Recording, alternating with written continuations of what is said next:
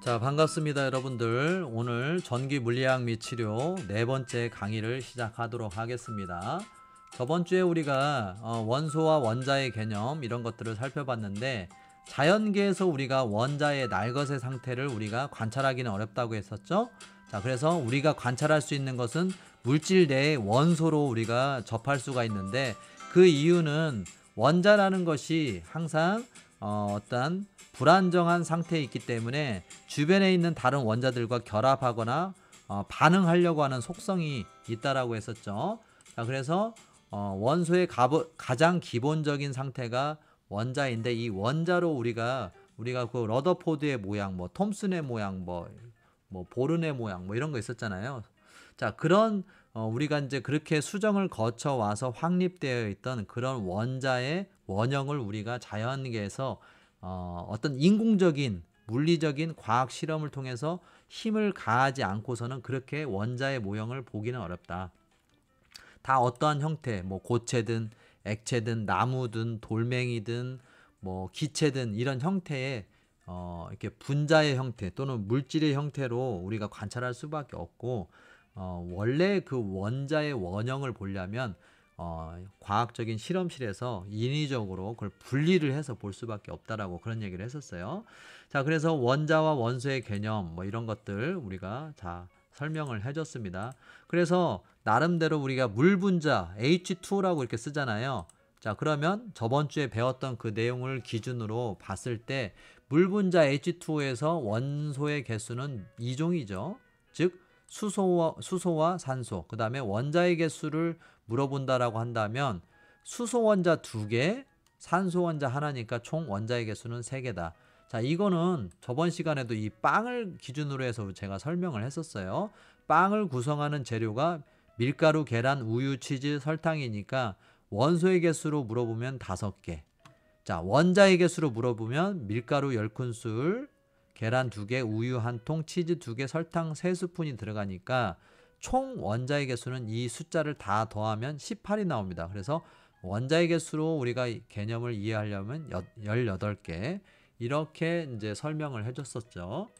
자, 그래서 우리가 포도당의 분자식 C6H12O6 이렇게 나가는데, 여기에서 원소의 개수는 즉 탄소, C로 나가는 탄소, 그 다음에 수소, 산소 3종이라고 하면 되겠죠. 자, 그런데 여기에서 원자의 개수는, 자, 탄소가 6개가 있고 수소가 12개가 있고 그 다음에 산소가 6개가 있으니까 총 다 더하면 24개가 되겠죠. 자, 이렇게 인식하면 된다. 자, 그 다음에 우리가 이제 또 알아야 될 거, 뭐 이렇게 화학식을 쓸 때 또 우리가 이렇게 밑에 아래 첨자로 쓴 이 6과 뭐 12 이런 게 뭐냐, 이런 것도 좀 헛갈려하는 경우가 있어서 잠시 살펴보게 되면, 아래에 쓰는 이 앞쪽에 아래에 쓰는 것은 대부분 원자 번호다. 이것은 원자 번호가 양성자의 수에 의해서 넘버링 되어졌다라는 걸 알고 있죠. 자, 그런데 한 차원 더 나가면 이 양성자의 수는 항상 뭐와 같다고 했어요? 전자의 수와 또 같다라고 제가 밑에다 이렇게 또 써놨죠. 자, 그래서 여기서 양성자의 수다 여기서만 끝나지 말고 6이라고 써 있으면 이것의 원자 번호가 탄소가 6번이다 여기서만 끝나는 게 아니고, 양성자의 수가 그러면 6개겠네, 그러면 전자의 수도 6개겠네 까지 확대해서 생각해 볼 수가 있어야 된다. 자, 그러면 위쪽에 써 있는 이 12는 뭐냐? 근데 이 위쪽에 이 12는 뒤쪽에 첨자로 해서 뒤쪽으로 쓸 수도 있어요, 경우에 따라서. 자, 그래서 같은 개념이다. 자, 이게 그럼 뭐냐? 질량의 수예요. 그런데 우리가 원자의 개념에서 질량에 참여하는 것은 뭐예요? 전자만 빼면 되죠. 전자는 질량에 거의 참여하지 않는다고 했죠. 그래서 이 위에 써 있는 이 넘버링 12에 해당되는 거, 여기에 해당되는 것은 양성자 플러스 중성자의 수다 라고 생각을 하시면 될 것 같다. 자, 그래서 이렇게 이 화학 기호식을 쓰는 거에 대해서 알아봤는데요. 하나 더 있습니다. 자, 이거 말고도 또 이런 것도 있죠. 이렇게 그런데 앞에 아까처럼 작게 나눠서 위아래로 쓴 거 아니고 크게 쓰는 경우가 있어요. 자, 여기에는 지금 첫 번째 여기 H2에 숫자는 써 있지 않지만 우리가 수학이나 물리에서 보면 또는 화학에서 앞에 숫자가 없으면 그건 뭐를 의미한다라는 건 다 알죠? 우리가 중고등학교 때 다 배웠는데 일이 생략돼 있는 거죠. 죄송합니다. 자, 그래서 이렇게 안 써 있는 것은 일이라고 생각하시면 되고 이렇게 2라고 써 있으면 그게 이제 분자수를 나타내는 거다라고 생각하시면 돼요. 자, 그래서 제가 밑에 이렇게 분자수 이렇게 써놨죠. 분자수. 자, 그래서 네 번째 이 내용을 한번 살펴볼까요? 그러면 이게 H2가 뭔가요? H2가 물이죠. 자, 물이니까 네 번째 이것을 예를 들어서 보면 물 분자 두 개다. 물 분자 두 개가 여기에 이렇게 표기되어 있다라고 생각하시면 된다. 자, 그 다음에 제일 밑에 있는 거 이것은 포도당의 분자식이죠. 자, C6H12O6인데 포도당 한 분자다 이렇게 생각하면 돼요. 여기 지금 보면 우측에 분자수가 써 있잖아요. 자, 그래서 포도당 한 분자 뭐 이런 식으로 인식을 하면 될 것 같습니다. 자, 그래서 오늘은 또 살펴볼 내용이 자, 그러면 뭐냐? 여기에서 지금 보면 전자의 개념을 한번 살펴보도록 하죠. 왜냐하면 전자의 개념을 통해서 우리가 추가적인 어떤 그런 내용들을 즉 뭐 이렇게 결합, 물질의 결합에 대해서 알려면 이 개념을 알아야 되니까요. 자, 그래서 원자에는 최외곽을 바깥을 돌고 있는 안쪽에 중심을 잡고 있는 질량에 기여하는 핵이 있지만 외곽을 돌고 있는 전자도 있다라고 했어요. 자, 그 전자는 이 기호로 E- 이렇게 씁니다. 왜냐하면 전기적인 물리량 값, 즉 전하량이 음전하를 띠고 있기 때문에 그래요. 자, 그런데 안쪽에 있는 양성자는 전기적 물리량 값이 플러스죠. 그래서 우리가 양전하라고 이렇게 얘기를 합니다. 자, 그래서 전자의 질량 물론 이제 뭐 이렇게 예측을 해서 이렇게 써놨기는 했지만 9.12 곱하기 10의 마이너스 28승 g입니다. 그러니까 거의 미미한 수치라고 볼 수가 있는 거 이게 거의. 자, 그런데 질량에는 거의 참여도가 없다라고 이렇게 얘기를 하는 거죠. 기여도가 없다. 자, 그런데 어쨌든 이 전자는 지금 세 가지 개념으로 지금 제시하고 있어요. 최외곽 전자, 그 다음에 자유전자, 원자가 전자가 있는데 이게 뭐냐면 원자의 최외곽 전자는 가장 바깥 궤도를 돌고 있는 전자. 원자에는 그 궤도가 있잖아요. 첫 번째 궤도 이원, 두 번째 궤도 E2. 물론 이제 전자가 적으면 하나의 궤도만 가질 수가 있어요. 자, 그런데 이제 일반적으로는 뭐 한 두 개 정도는 갖고 있죠, 궤도가. 자, 그렇다면 뭐 두 번째 궤도라고 치면 두 개만 갖고 있는 원자라고 하면 그 두 개의 전자 궤도를 갖고 있는 원자에서는 두 번째 궤도가 최외곽 궤도가 되겠죠. 자, 그러면 그 최외곽 두 번째 궤도를 돌고 있는 전자가 있다라고 한다면 그 전자가 바로 최외곽 전자가 되겠죠. 자, 우리 은하계로 살펴보면 어떻게 말할 수 있을까요? 수금지화 목토천해명, 물론 명왕성 뭐 퇴출됐다고는 하지만 그냥 뭐 있다고 칩시다. 그럼 수금지화 목토천해명, 명왕성이 우리 태양계에서는 최외곽 행성이 되겠죠. 행성. 근데 전자로 말하자면 수금지와 목토천의 명왕성이 전자라고 친다면 그 명왕성이 최외곽 전자다 이렇게 얘기할 수 있다라는 것이죠. 우리가 개념을 이해하기 위해서 참고로 예를 들면 그렇다는 거죠. 자, 그 다음에 이제 자유전자라는 것은 뭐냐면 이 금속 내부에 어디 원자의 그 전자궤도에 속박되어 있지 않는 자유전자가 많은데 그렇기 때문에 자유전자가 많기 때문에 전기가 잘 통하는 거예요. 그래서 우리가 금속을 전기 전도도가 높다 이렇게 얘기를 하잖아요. 그래서 전기 전도도가 높은 금속을 우리가 자유전자가 많기 때문에 전기 전도도가 높다 이렇게 얘기를 하는 거예요. 자, 그래서 자유전자는 금속 내부에서 대표적으로 가장 흔한 사례로 금속 내부를 구성하고 있는 원자들 간에 그런 전자궤도가 있는데 그 전자궤도에 속박되어져 있지 않은 전자들 이런 것들을 자유전자라고 얘기를 한다. 자, 그 다음에 세 번째로는 원자과 전자가 있는데 원자과 전자의 정의를 정확하게 알아야 돼요. 뭐냐면 자, 화학결합에 참여할 수 있는 전자라는 거예요.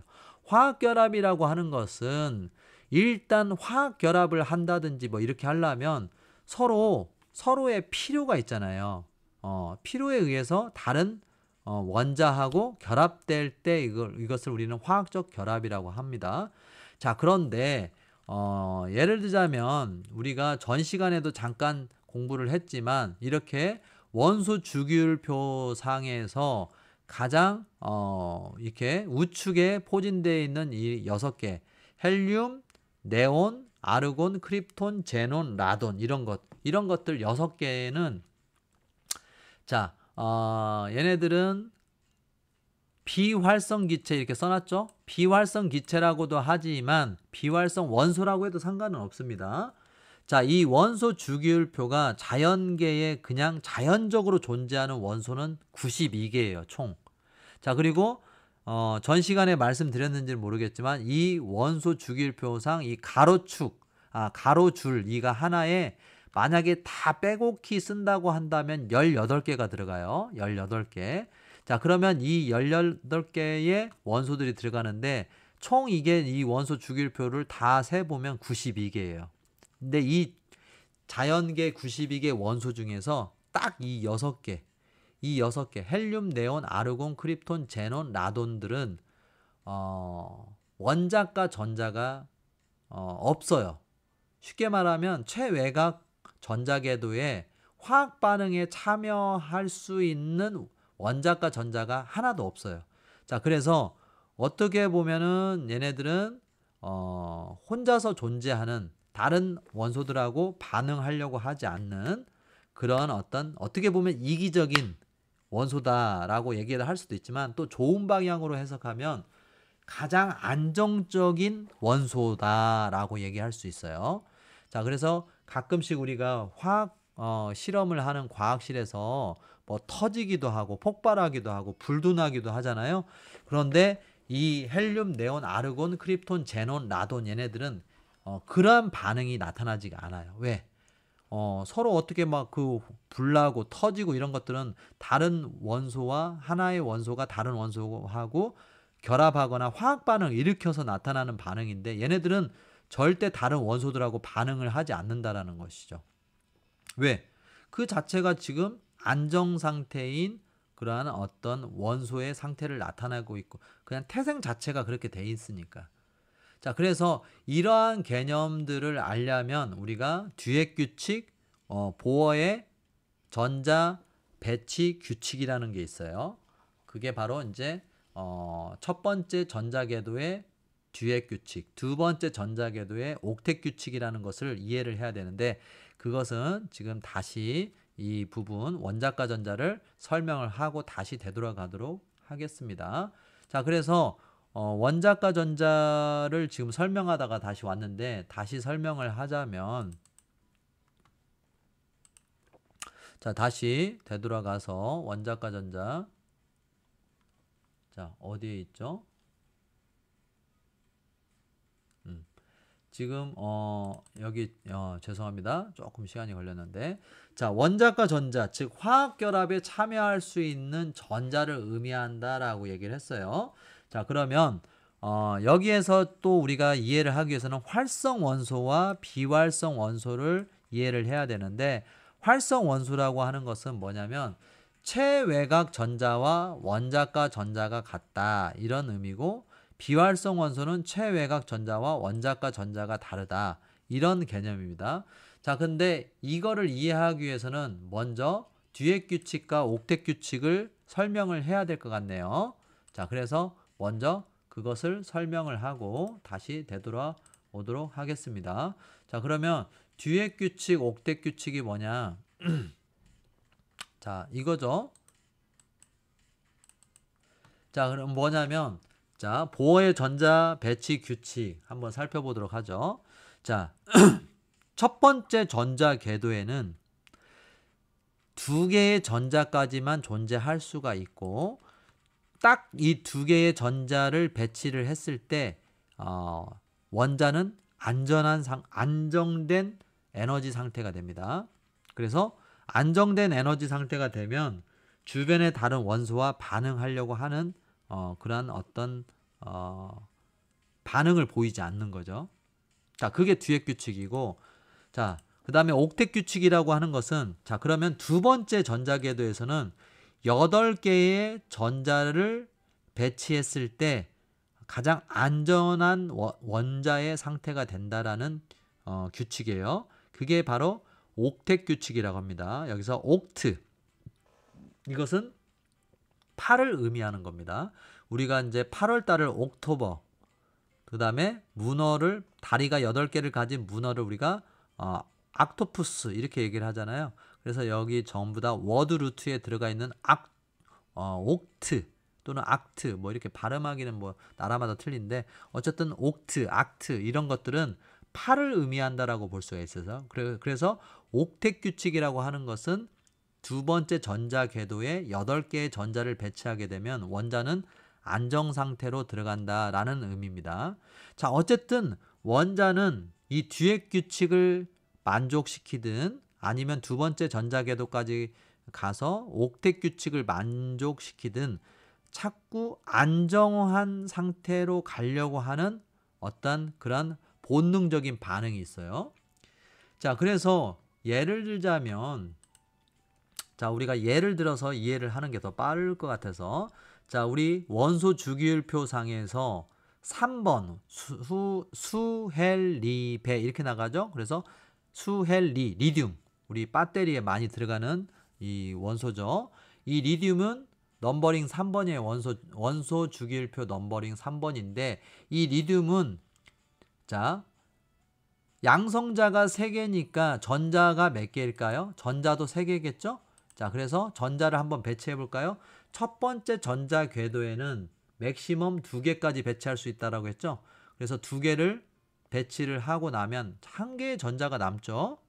자, 그러면 두 번째 전자 궤도에 남은 1개의 전자를 또 배치해 볼까요? 배치를 했는데, 자, 이 두 번째 전자 궤도에 이 하나를 배치를 했는데 두 번째 전자 궤도가 불안정하죠.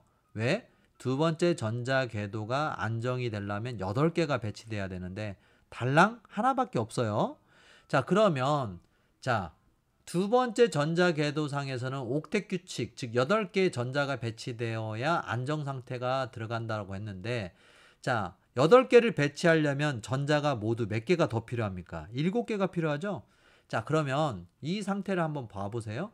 7개를 어디서 구워오는 것이 쉬웁니까? 아니면은 차라리 이 하나에 있는 전자를 버려서 그냥 첫 번째 전자 궤도에 2개의 전자를 배치했을 때 원자는 안정 상태로 들어간다라고 하는 듀엣 규칙을 만족하는 게 더 쉽습니까? 자, 후자죠. 자, 물론 옥텟 규칙을 만족시켜서 원자가 안정 상태에 들어갈 수도 있긴 있어요. 근데 그러려면 7개의 전자를 어디서 구워와야 되잖아요. 그러려면 에너지가 많이 든다는 거죠. 그래서 그렇게 어려운 가시밭길을 가는 것보다는 하나 있는 전자를 그냥 버려서, 쉽게 버려서 그냥 듀엣 규칙을 따르는 것이 이 원자 리듐한테는 더 훨씬 더 에너지 효율성에서 더 쉬운 길이다 라고 볼 수가 있다라는 것이죠. 자, 그러면 원소 주기율표상 9번에 해당되는 플루오르는 어떻게 될까요? 플루오르는 양성자가 9개니까 원소 주기율 번호도 9번, 9번을 받았겠죠. 자, 그러면 전자의 개수도 9개라는 의미입니다. 자, 그러면 전자의 개수가 9개니까 한번 배치를 한번 해볼까요? 첫 번째 전자 궤도에 2개의 전자를 배치를 합니다. 자, 그 다음에 나머지 7개의 전자가 남죠. 자, 그래서 7개의 전자를 두 번째 궤도에 쭉 배치를 하니까 옥텟 규칙에 가까워지기는 하는데 하나의 전자가 부족하다라는 걸 알 수가 있겠죠. 자, 그러면 이 플루오르는 원소 주기율표상 9번인 플루오르는, 자, 두 번째 전자 궤도에서 전자 하나를 더 어디선가 얻어서 옥텟 규칙에 만족하는 게 효율적이겠죠. 자, 나머지 7개의 전자를 버리는 게 더 쉽습니까? 아니면 하나만 얻어서 옥텟 규칙에 따라서 원자가 안전한 상태로 들어가는 게 더 쉽습니까? 자, 후자가 더 쉽겠죠. 에너지 효율성에서. 자, 그래서 플루오르는 전자를 얻으려고 하는 그러한 성향이 크다라는 것이죠. 자, 그래서 이런 플루오르와 같이 어디서 전자 하나를 자꾸 얻어오려고 하는 이러한 성향의 원자들을 우리가 전기적 음성도가 크다, 이런 말을 씁니다. 왜? 전자는 말 그대로 전하량이 음성이잖아요. 전기적 물리량 값이 음성이니까 자꾸 음성인 전하량 값이 음성인 전자를 어디서 자꾸 가져오려고 하는 성향이 생기잖아요. 플루오르 같은 이런 경우는. 자, 그래서 전기적 음성도가 크다, 이렇게 얘기를 합니다. 자, 그런데 자, 이 첫 번째 리튬과 두 번째 플루오르를 살펴봤는데, 자, 리튬은 자꾸 전자 하나를 버리려고 하는 성향이 있다라고 했었죠. 근데 반면에 플루오르는 자꾸 전자 하나를 어디서 구워오려고 하는 성향이 크다고 했죠.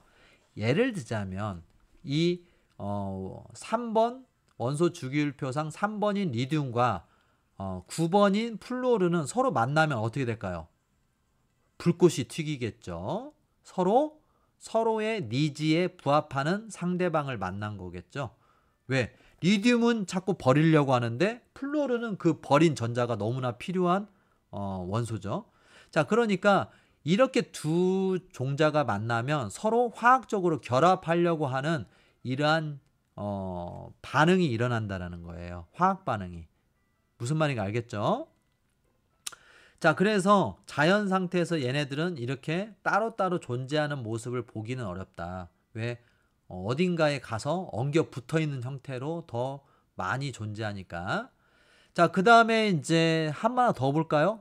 자, 원소 주기율표상 12번에 해당되는 마그네슘은 그러면 어떻게 배치될 수가 있나 한번 따져보면, 첫 번째 전자궤도에는 2개까지 전자가 배치될 수도 있다고 하니까 2개의 전자를 한번 배치를 해봅시다. 자, 배치했고 그러면 나머지 10개의 전자가 남잖아요. 그러면 두 번째 전자궤도에 10개가 남는데 10개를 다 배치할 수는 없잖아요. 자, 그래서 8개까지만 배치를 이렇게 하고 남으면, 자, 그러면 아직도 2개의 전자가 남아요. 자, 그래서 이제는 세 번째 궤도로 넘어갑니다. 자, 그래서 마그네슘에서는 세 번째 궤도에 전자 2개를 배치를 했는데, 자, 세 번째 궤도가 안정화되려면 무수히 많은 전자들을 더 어디서 구워와야 되죠. 자, 그렇게 해서 안정화되는 것이 효율적인가요? 아니면은 2개밖에 없는 최외곽 궤도에서, 전자궤도에서 전자 2개를 그냥 버려버리는 게 더 쉬운가요? 자, 버리는 게 쉽겠죠. 자, 그러니까 마그네슘 같은 경우는 최외곽에서 전자 2개를 자꾸 버리려고 하는 성향이 나타난다, 이 말입니다. 자, 버려서 양이온이 되려고 하는 성향이 있어요. 자, 그런데 2개를 버리면서 양이온이 자꾸 되려고 하기 때문에 우리 이 마그네슘 이온을 쓸 때 보면 Mg2+라고 많이 쓰죠. 우리 칼슘도 마찬가지죠. 칼슘도 Ca2+ 이렇게 잘 쓰잖아요. 마찬가지로 2개의 최외곽 전자궤도에서 2개의 전자를 자꾸 버리려고 하는 성향이 있다. 그래서 이렇게 양이온, 이가의 양이온 성향이 되려고 하는 성향이 있다라는 것을 이렇게 나타내는 것입니다. Mg2+. 자, 그래서 이런 듀엣 규칙과 옥텟 규칙에 대해서 이렇게 알아봤는데, 그러니까 원자들은 자꾸 이렇게 누군가한테 전자를 버리려고 하거나 아니면은 전자를 어디선가 구워오려고 하는, 가져오려고 하는 이런 성향이 있기 때문에 이렇게 서로의 이해관계가 맞는 원소들끼리 서로 자기네들이 결합하려고 한다, 이 말이에요. 자, 그래서 자, 이렇게 원자과 전자, 이 개념으로 다시 되돌아와서 보면, 자, 원자과 전자라는 개념이 화학결합에 참여할 수 있는 전자를 의미하고, 활성 원소에서는 최외곽 전자와 원자과 전자가 같다라고 얘기하고, 비활성 원소에서는 최외곽 전자와 원자과 전자가 다르다라고 얘기를 해요. 예를 들자면 산소를 가지고 활성 원소를 한번 설명을 해볼까요?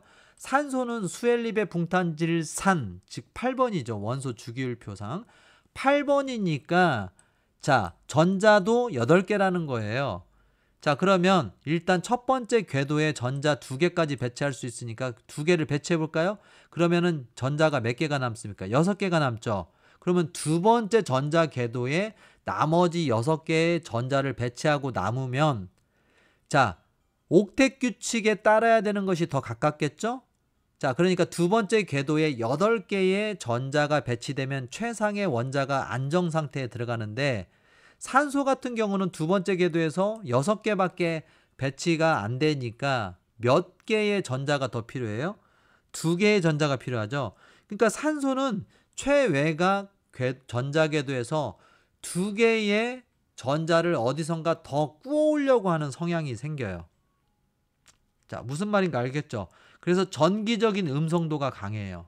자꾸 마이너스 음가의 전자를 어디서 2개를 더 얻어오려고 하니까 자꾸. 그래서 안정 상태에 들어가려고 하니까. 자, 그래서 그러면 산소 같은 경우는 불안정한 거잖아. 자꾸 뭔가를 하려고 하는 것들은 불안정한 원소예요. 뭔가를 할 필요가 없는 것들이 비활성 원소고, 아까 그 비활성 원소 뭐를 얘기를 들었어요? 이거죠. 헬륨, 네온, 아르곤, 크립톤, 제논, 라돈. 얘네들은 최외곽 전자궤도에서 모든 것이 다 만족돼 있어요. 뭐 옥텟 규칙이든 뭐 듀엣 규칙이든 그래서 얘네들은 어디서 전자를 버릴 필요도 없고 전자를 꼬아올 필요도 없는 거예요. 그러니까 얘네들은 주변에 있는 다른 원소들하고 자꾸 이렇게 결합하려고 하거나 화학 반응을 하려고 하는 그러한 반응이 현상이 없다라는 것입니다. 자, 그래서 이 원자과 전자 이 개념에서 우리가 살펴보게 된다면 아까 어디였죠?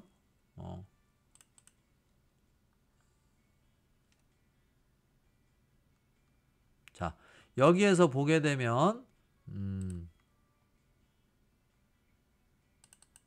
자, 활성 원소에서는 산소와 같은 활성 원소는 최외곽 전자궤도가 불안정하잖아요. 뭔가가 부족하잖아. 그러니까 자꾸 뭔가를 주변에 있는 원소하고 자꾸 뭔가를 엉겨 붙어 가지고 하려고 한단 말이야. 그러니까 이런 것들은 활성 원소라고 그래요. 그래서 최외곽 전자의 개수가 몇 개예요? 두 번째 궤도의 전자 개수가 6개죠. 그 6개가 바로 원자과 전자가 된다. 즉 화학결합에 참여할 수 있는 실질적인 전자의 개수가 된다라고 할 수가 있는데, 아까 앞에서 봤듯이 헬륨이나 크립톤이나 뭐 라돈이나 아르곤이나 얘네들 그 6개의 그 비활성 기체 있었잖아. 그 비활성 기체 또는 비활성 원소들은 최외곽 전자가 이미 옥텟 규칙이나 듀엣 규칙을 만족하고 있기 때문에 더 이상 화학적 반응, 즉 어딘가에다가 전자를 버릴 필요도 없고 전자를 꾸어올 필요도 없어요.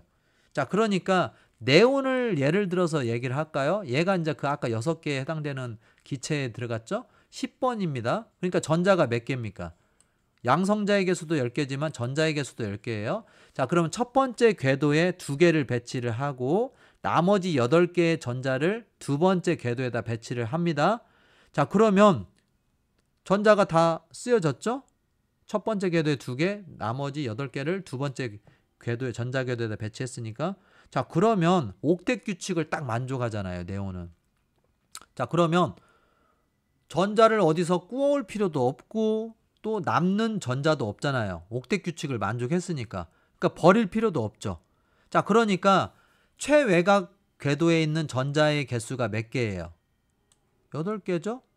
자, 그런데 이 8개의 전자 중에서 화학결합에 참여할 수 있는 전자는 0개예요. 왜?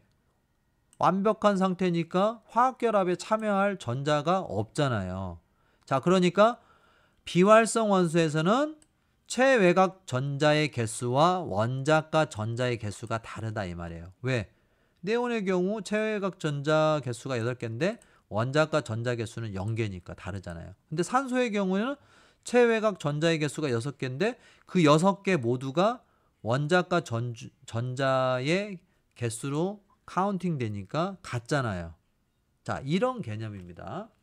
자, 여러분들이 왜 이제 이런 내용, 원자과 전자의 개념을 알아야 되냐, 또 그 다음에 옥텟 규칙, 듀엣 규칙을 왜 알아야 되느냐, 바로 이제 다음 시간에 우리가 공부하게 될 물질의 결합, 즉 5개, 이온 결합, 금속 결합, 수소 결합, 반대르 발스 결합, 뭐 공유 결합, 이것들을 공부하려면 바로 이러한 활성원소, 비활성원소 및 원자과 전자, 그 다음에 그 옥텟 규칙, 듀엣 규칙을 이해를 해야 그런 부분을 또 공부할 수가 있기 때문에 오늘 사전에 이 부분에 대해서 공부해 봤습니다.